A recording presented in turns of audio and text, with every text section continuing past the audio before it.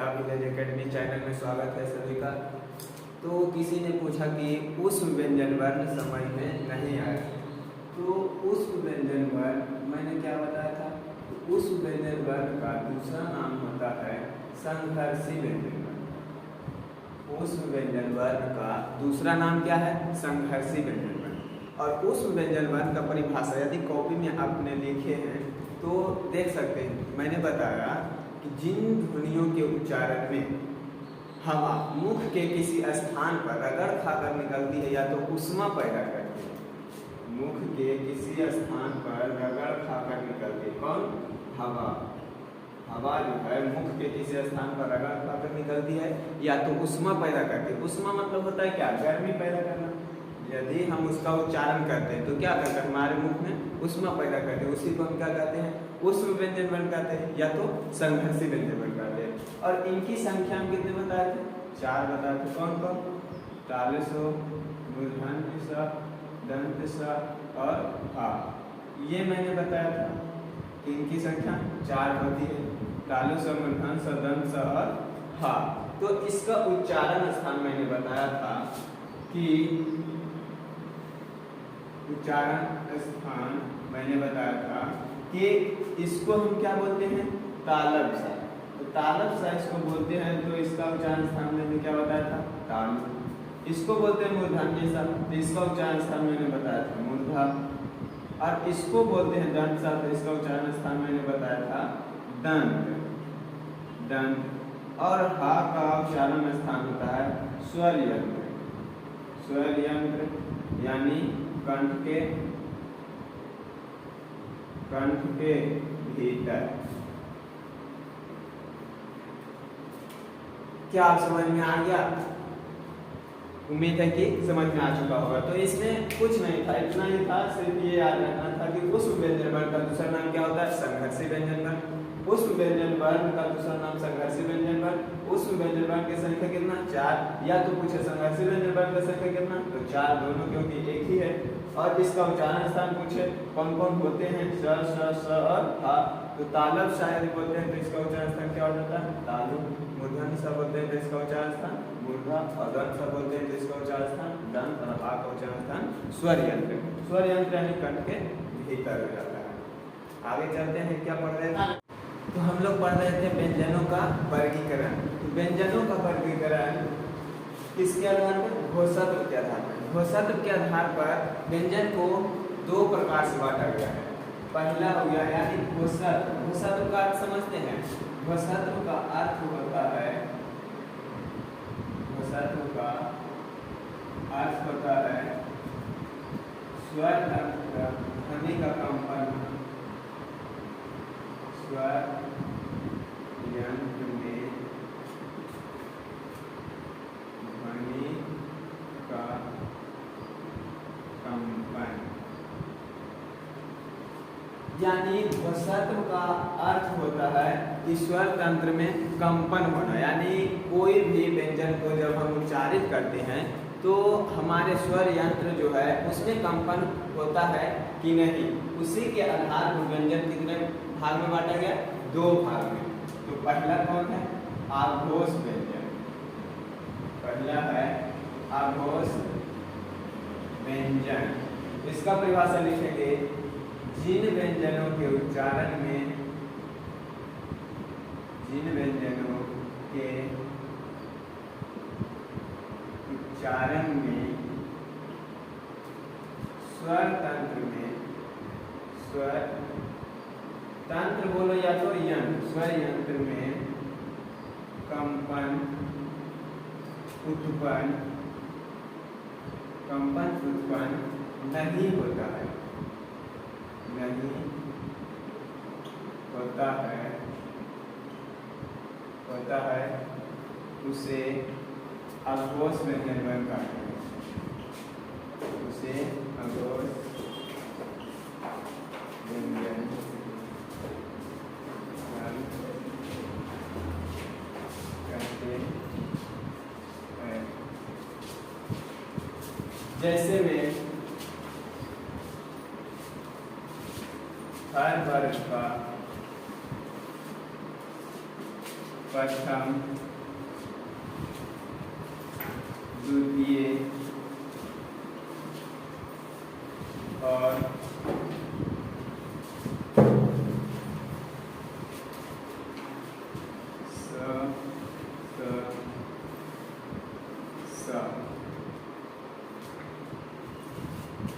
तो अघोष व्यंजन वर्ण इसे कहते हैं जिन व्यंजनों के उच्चारण में स्वर यंत्र में कंपन उत्पन्न नहीं होता उसे अघोष व्यंजन वर्ण कहते हैं। और जैसे कौन कौन आ गया, हर वर्ग का प्रथम, द्वितीय और स। दूसरा क्या है, सघोष व्यंजन वर्ण। सघोष या तो इसको हम कह सकते हैं घोष व्यंजन, सघोष या घोष। इसका परिभाषा लिखेंगे कि जिन व्यंजनों के उच्चारण में, जिन व्यंजनों के उच्चारण में हमारे स्वर तंत्र में, हमारे स्वर यंत्र में कंपन उत्पन्न होता है उसे सघोष या घोष व्यंजन, सघोष या घोष व्यंजन कहते हैं। जैसे हर वर्ग का, जैसे हर वर्ग का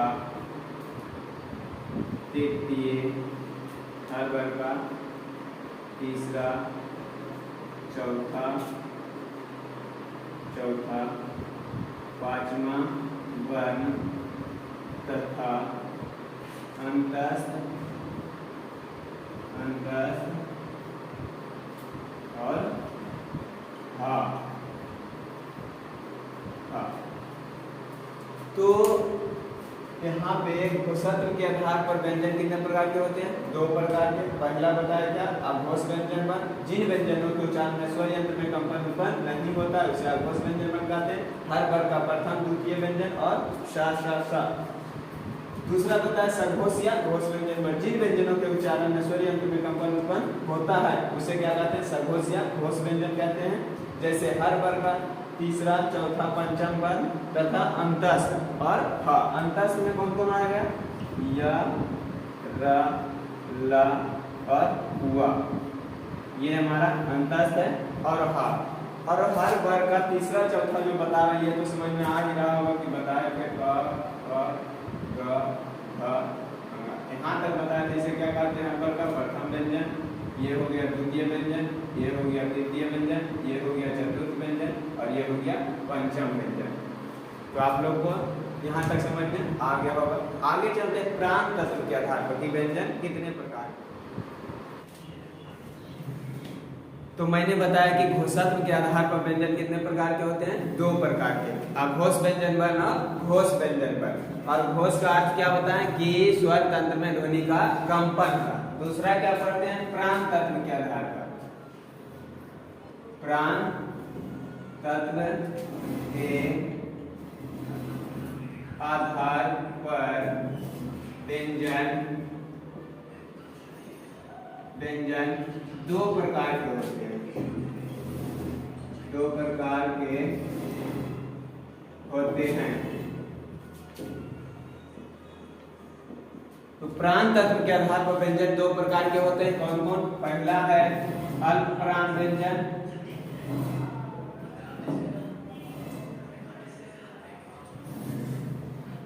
और दूसरा है महाप्राण। प्राण तत्व के आधार पर व्यंजन दो प्रकार के होते हैं, पहला है अल्प प्राण और दूसरा है महाप्राण।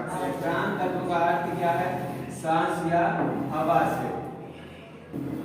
तो प्राण तत्व के आधार पर व्यंजन कितने प्रकार के, दो प्रकार के, पहला अल्प प्राण व्यंजन, दूसरा महाप्राण व्यंजन। तो पहला परिभाषा लिखेंगे अल्प प्राण व्यंजन में, अल्प प्राण व्यंजन में पहला परिभाषा लिखेंगे कि जिन व्यंजनों के उच्चारण में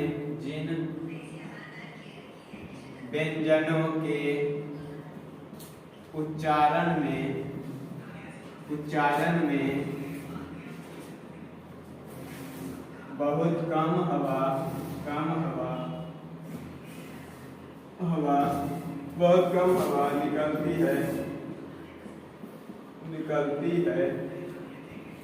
निकलती है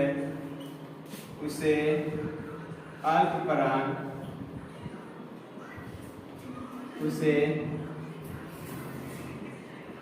अल्पप्राण कहते हैं, उसे अल्पप्राण व्यंजन कहते हैं। तो किस व्यंजन को उच्चारित करने में बहुत कम हवा निकलती है, यहाँ पे जैसे में लिखते हैं कि हर वर्ग का प्रथम, तृतीय, पंचम वर्ग तथा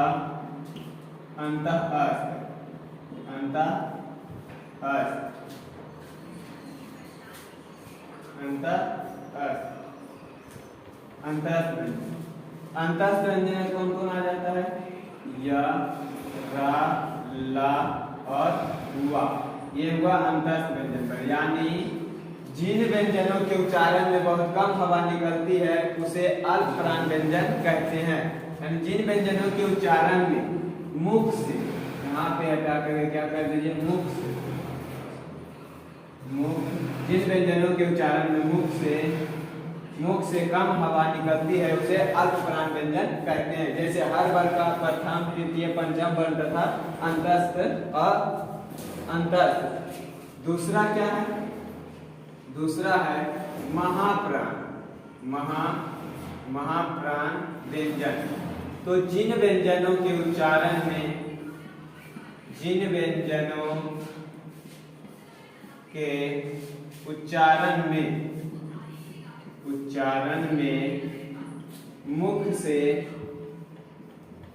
मुख से अधिक हवा निकलती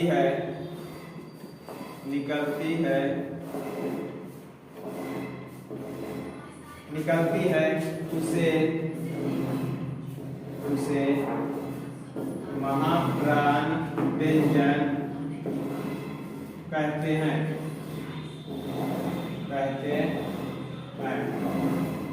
तो महाप्राण व्यंजन हम किसे कहते हैं? कि जिन व्यंजनों के उच्चारण में हमारे मुख से अधिक हवा निकलती है उसे महाप्राण व्यंजन कहते हैं। जैसे हर वर्ग का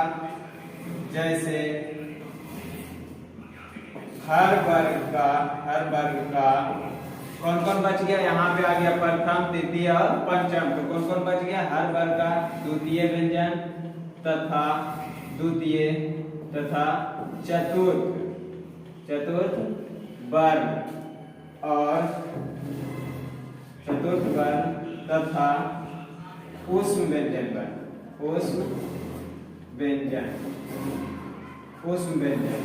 में कौन कौन आ गया? स और हा। ये हमारे महाप्राण व्यंजन हो गए। यहाँ पे महाप्राण व्यंजन जिन व्यंजनों के उच्चारण में मुख से अधिक हवा निकलती है उसे महाप्राण व्यंजन कहते हैं। जैसे हर वर्ग का द्वितीय, चतुर्थ वर्ण तथा ऊष्म व्यंजन पर। जैसे हम यहाँ पे बताए थे कि क, ख, ग, घ, ङ, च, छ, ज, झ, ञ।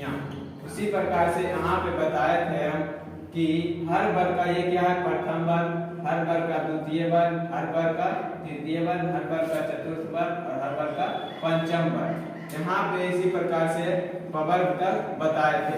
तो कहने मतलब हर वर्ग का वर्ग में जैसे यहाँ पे ले तो हर वर्ग का अल्पप्राण व्यंजन या जिन व्यंजनों के उच्चारण में मुख से कम हवा निकलती है उसे अल्पप्राण व्यंजन कहते हैं। जिसमें हर वर्ग का कौन सा व्यंजन? प्रथम, तृतीय और पंचम। तो उच्चारण करके आप देख सकते हैं कि क, उसके बाद ख, क, उसके बाद भ, उसके बाद रा।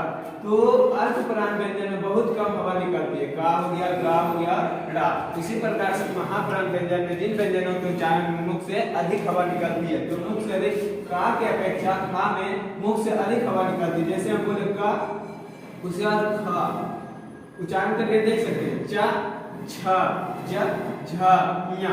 तो ये हो गया। और तीसरा व्यंजन और प्रथम व्यंजन क्या कहा जाता है? अल्पप्राण, अल्पप्राण व्यंजन। और द्वितीय और चतुर्थ व्यंजन क्या कहा जाता है? महाप्राण व्यंजन, महाप्राण व्यंजन। तो प्राण तत्व के आधार पर व्यंजन दो प्रकार के, अल्पप्राण और महाप्राण। अल्पप्राण व्यंजन हम किसे कहेंगे? जिन व्यंजनों के उच्चारण में हमारे मुख से बहुत कम हवा निकले उसे हम कहेंगे अल्पप्राण व्यंजन, और जिन व्यंजनों के उच्चारण में हमारे मुख से अधिक हवा निकले उसे हम कहेंगे महाप्राण व्यंजन। आगे हम चलते हैं, आगत ध्वनियां क्या होती है। मैं परिभाषा को 2 से 3 बार इसलिए बोलता हूं ताकि आप लोग यदि बोर्ड पर नहीं देख सकते हैं, बोर्ड पे नहीं दिखाई दे, गलती से कर जाए तो उसे सुनकर आप लिख सकते हैं। तो मैंने क्या बताया? आगत व्यंजन। एक क्या होता है? आगत व्यंजन किसे कहते हैं? आगत व्यंजन, आगत व्यंजन। या तो हम इसे कह सकते हैं अरबी फारसी ध्वनियां, अरबी फारसी ध्वनियां, अरबी फारसी ध्वनियां, या तो हम कह सकते हैं आगत व्यंजन। आगत व्यंजन कहा जाता है कि उर्दू भाषा के, उर्दू भाषा के शब्दों का, उर्दू भाषा के शब्दों का सही सही उच्चारण देने के लिए, उच्चारण देने के लिए कुछ व्यंजनों, कुछ व्यंजनों क, ग, ज, फ के नीचे तल बिंदु, या हम कह सकते हैं नुक्ता, तल बिंदु या नुक्ता का प्रयोग किया जाता है,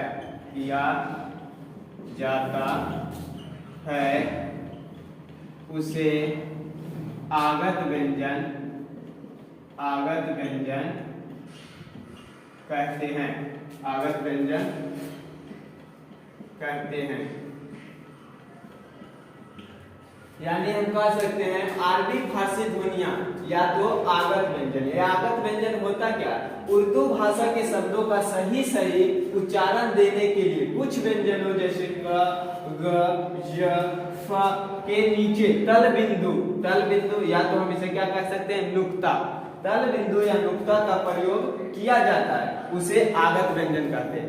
यानी हिंदी भाषा में अलग से व्यंजन आ गए, ये सारे क्या कहलाते हैं? आगत व्यंजन। इसको हम क्या कह सकते हैं? तल बिंदु या तो हम कह सकते हैं क्या? नुक्ता, तल बिंदु या नुक्ता कह सकते हैं। तो यहाँ पे जैसे हम उच्चारण दे तारीफ है, जैसे हम बोलते हैं क्या? जिंदगी, जिंदगी। और एक होता है क्या? जिंदगी। जिंदगी और जिंदगी में अंतर है। इसको हम क्या पढ़ेंगे? जिंदगी, और इसको क्या पढ़ेंगे? जिंदगी।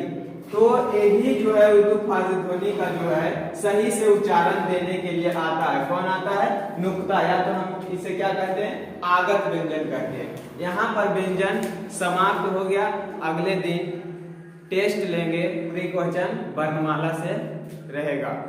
तो आप लोग कितना सही करते हैं कमेंट बॉक्स में जरूर लिखिएगा। और ये क्लास आपको कैसी लगी, पूरी वर्णमाला की क्लास, तो आप लोग कमेंट में जरूर लिखें और अपने दोस्तों के पास शेयर और सब्सक्राइब जरूर करें।